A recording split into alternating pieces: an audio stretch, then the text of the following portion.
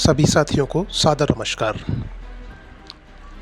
आज हम पुनः बात करेंगे कोर्ट केस जीतने के बाद किसके पास क्या विकल्प है।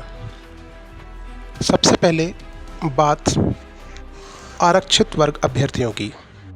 तो आप डबल बेंच से पूर्णतः एटीआरई और ये केस जीत चुके हैं, अतः अब आपके पास अवसर है कि आप सरकार से अपनी नियुक्तियां कितनी जल्दी ले सकें। इसके लिए आपको प्रत्येक तरह से सरकार और उसके प्रतिनिधियों तक अपनी बात पहुंचानी चाहिए, उन पर दबाव बनाना चाहिए, जिससे कि आपकी 6 साल की पीड़ा को मुक्ति मिल सके।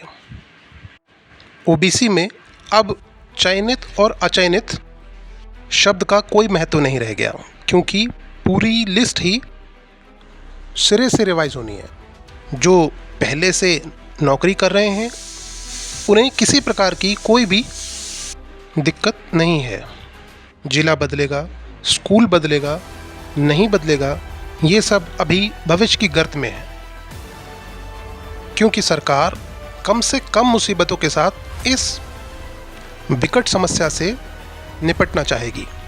दूसरा पक्ष है अचयनित जनरल। तो सुप्रीम कोर्ट की रामचरण मौर्य केस में गाइडलाइंस होते हुए इन्हें अपनी हार स्वीकार कर लेनी चाहिए।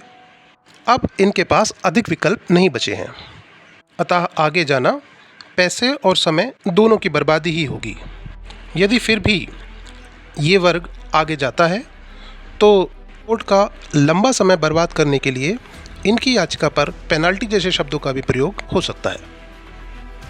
तीसरा वर्ग चयनित जनरल।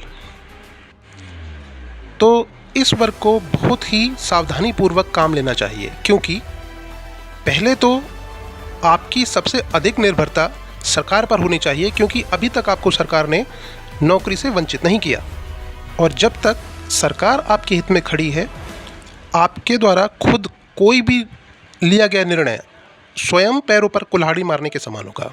फिर सिंगल बेंच में इसी केस में सभी प्रभावित लोगों को इनविटेशन भेजी जा चुकी हैं। उस समय ना जुड़ने के कारण अब आपका अधिक लोकस भी केस में नहीं रह गया।